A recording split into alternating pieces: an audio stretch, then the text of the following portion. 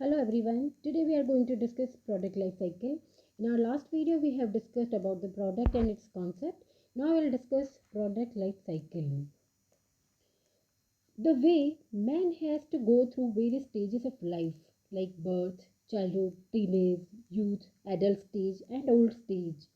Likewise, each product has also to pass from different stages like introduction, development, maturity, decline and outdated, which is called a product life cycle. Basically इसे हम हिंदी में समझने की कोशिश करते हैं। उत्पाद जीवन चक्र एक ऐसी विशिष्ट अवधारणा है जो किसी उत्पाद के जीवन की विभिन्न अवस्थाओं को प्रकट करती हैं। जिस तरह एक मनुष्य का जीवन होता है जिसमें वो बाल्यावस्था से लेकर वृद्धावस्था तक अपना पूरा जीवन व्यतीत करता है, उसी तरह से एक उत्पाद का भी अपना एक जीवन होता है, एक उसकी लाइफ होती है, उसमें वेरियस स्टेजेस होती हैं। तो इसमें हम उन्हीं चीज़ों को डिस्कस करने जा रहे हैं। Products life cycle is very much similar to human life cycle. A product is produced, increases speedily on demand and reaches maturity and then results into decline. So what are the different stages of product life cycle? Just have a look on that. The first stage is product development stage, next introduction stage, growth stage, maturity stage, saturation stage and decline stage. Now we'll discuss in detail what are these stages. The first stage is product development stage, जिसे हम कहेंगे उत्पाद विकास अवस्था, यानी it's like a birth stage of A product, जिसमें एक नया product जब मार्केट में लाया जाता है तो उसे किस तरह से उसका डेवलपमेंट होता है, किस तरह से उसका सबसे पहले उसका टेस्ट मार्केटिंग किया जाता है कि उस प्रोडक्ट का रिस्पॉन्स क्या है कंज्यूमर्स की तरफ से, और उसके बाद ही उसका कमर्शलाइजेशन किया जाता है।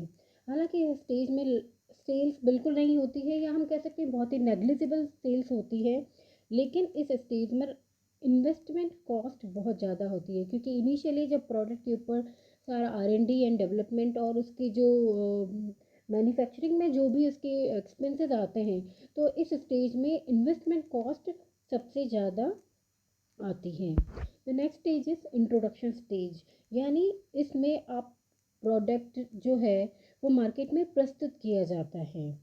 ये एक बाल्यावस्था नेसेंट स्टेज है जिसमें मार्केट जो है या जो कंज्यूमर्स जो हैं वो उस प्रोडक्ट से ज़्यादा परिचित नहीं होते हैं, बहुत ही कम उसकी डिमांड होती है एंड जो उसके कंज्यूमर्स होते हैं वो भी बहुत लिमिटेड होते हैं।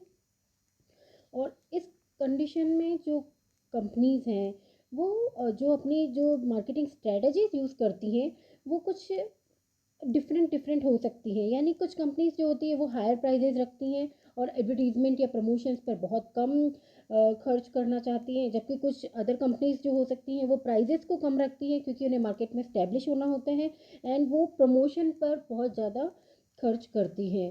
तो ये डिपेंड करता है कि कंपनी कौन सी मार्केटिंग स्ट्रैटेजी यूज़ करती है। तो next stage is growth stage, जिसे हम कहेंगे विकास अवस्था। जब मार्केट में जो कंपनी का प्रोडक्ट है अगर कंज्यूमर्स उससे सेटिस्फाई होने लगते हैं, तब इस कंडीशन में जो है वो प्रोडक्ट ग्रोथ स्टेज में आता है। अदरवाइज अगर प्रोडक्ट जो है मार्केट को अगर सेटिस्फाई कंज्यूमर्स को अगर सेटिस्फाई नहीं करता है, इस कंडीशन में प्रोडक्ट वहीं से बाहर हो जाएगा।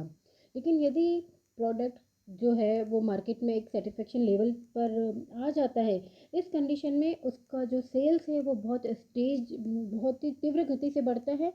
उसी टाइम जब लगता है कि मार्केट में सेलिंग बहुत ज़्यादा बढ़ रही है, उसी टाइम पे न्यू जो है कॉम्पिटिटर्स आने लगते हैं, क्योंकि जब देखते हैं ना कि बहुत सारे उपभोक्ता उसको क्रैक कर रहे हैं, तो जो ये अदर कंपनीज हैं वो भी इस फील्ड में आने लग जाती हैं। और इस कंडीशन में जो उसके प्राइजेस हैं और जो प्रमोशन एक्सपेंसेस हैं वो नॉर्मली पहले के जैसे ही रहते हैं। तो इस सिचुएशन में क्योंकि कॉस्ट सेम है एंड जो सेल्स है वो इंक्रीज़ हो रही है, तो डेफिनेटली जो प्रॉफिट है वो कंपनी का इंक्रीज़ होता है। The next stage is maturity stage, यानी परिपक्वता स्थिति। इस कंडीशन में जो ग्रोथ रेट है कंपनी की वो थोड़ी कम होने लगती है, यानी सेल्स भी बढ़ रही है, प्रॉफिट्स भी बढ़ रहे हैं, लेकिन उनकी जो रेट है द रेट जिस रेट पर जो इंक्रीमेंट हो रहा है वो रेट उसकी कम होने लगती है और मार्केट में बहुत ज़्यादा कॉम्पिटिटर्स आ जाते हैं और इस कंडीशन के कारण जो कंपनी है उसके प्रॉफिट्स कम होने लगते हैं। इस कंडीशन में कंपनी क्या कर सकती है, वो जो अपने प्रमोशनल जो एक्टिविटीज़ जो कंपनी यूज़ करती है उसको उनको इंक्रीज़ करना होता है, चाहे वो एडवर्टीज़मेंट पर हो या पर्सनल सेलिंग के थ्रू हो, लेकिन इन चीज़ों को उसको बढ़ाना होता है। और इसके साथ साथ कंपनीज कई बार एक नई स्ट्रेटजी भी यूज़ कर लेती है कि जो प्रोडक्ट है उसको लाइन अप या लाइन डाउन भी कर सकती है। हम डिटेल में आगे पढ़ेंगे what is line up and line down.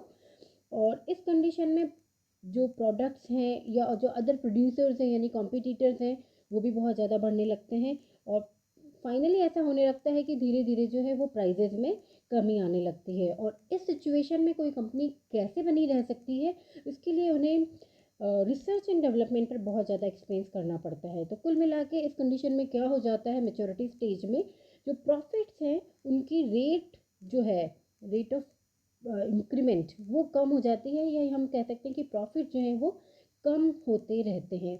और ऐसी कंडीशन में जो कमज़ोर जो प्रोड्यूसर्स हैं या कमज़ोर जो कंपनीज हैं वो इसी कंडीशन में मार्केट से बाहर हो जाती हैं, और जो स्ट्रॉन्ग कंपनीज हैं वो अपने आप को इस कंडीशन में भी टिकाए रख सकती हैं।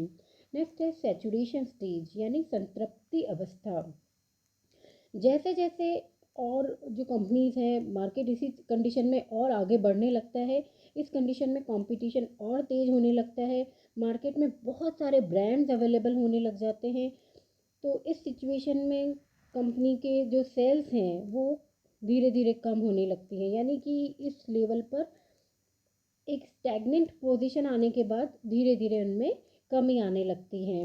और इसका कुछ जो स्ट्रैटेजी है इस सिचुएशन में, वो या तो जो आपका प्रोडक्ट है उसके न्यू यूजेस लगाए जा सकते हैं, न्यू यूजेस कंज्यूमर्स को बताए जा सकते हैं, या जो फैशन है उसमें कुछ चेंजेस करके जो ये प्रोड्यूसर्स हैं वो उस अपने प्रोडक्ट को टिकाने का प्रयास कर सकते हैं। ठीक है, next this is the last stage जिसे हम कहेंगे डिक्लाइन स्टेज। इसे हम कह सकते हैं कि जो उत्पाद का जो ये चमकता हुआ सूर्य था वो अब डूबने की ओर अग्रसर है।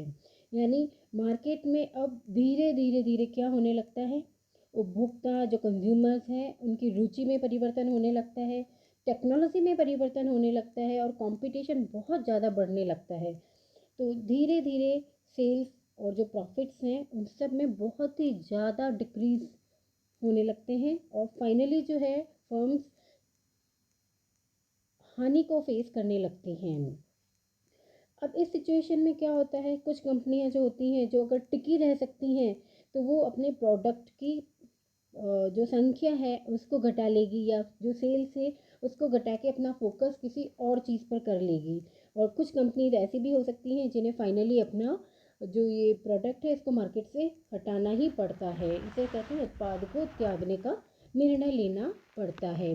तो ये जो है इस चीज़ को हम पूरा एक डायग्रामेटिक तरीके से समझने की कोशिश करते हैं। देखिए इस ग्राफ के अंदर दो कर्व आपको दिख रहे होंगे, इसमें जो ऊपर जो हायर कर्व है वो सेल्स का है, यानी कि आपकी जो सेल्स है वो जो, और जो सेकंड वाला जो कर्व है वो प्रॉफिट कर्व है।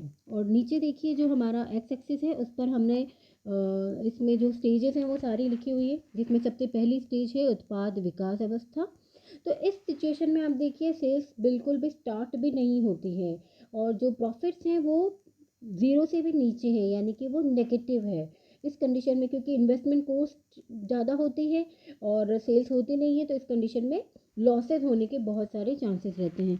और धीरे धीरे आप देखिए इसमें सेल्स कर्व को कि जो सेकंड स्टेज से चालू होकर ऊपर बढ़ता है, सेल्स मेच्योरिटी लेवल पर और संतृप्ति अवस्था पर सेल्स पीक पर पहुंच जाती है, और फाइनली उसमें डिक्रीज होना स्टार्ट हो जाता है। और इसी तरीके से जो प्रॉफिट कर्व है वो भी एक बार नीचे से डाउनफॉल होता है, फिर वो परिपक्वता अवस्था और संतृप्ति अवस्था में इस तरह से पीक पर जाकर और फिर फाइनली वो डाउनग्रेड होने लगता है।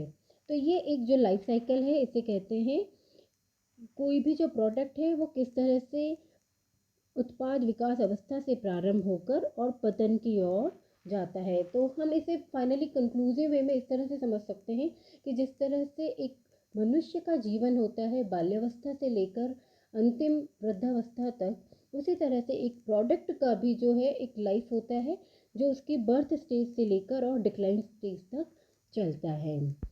तो आज का ये सेशन हमारा यहीं एंड होता है। Thank you.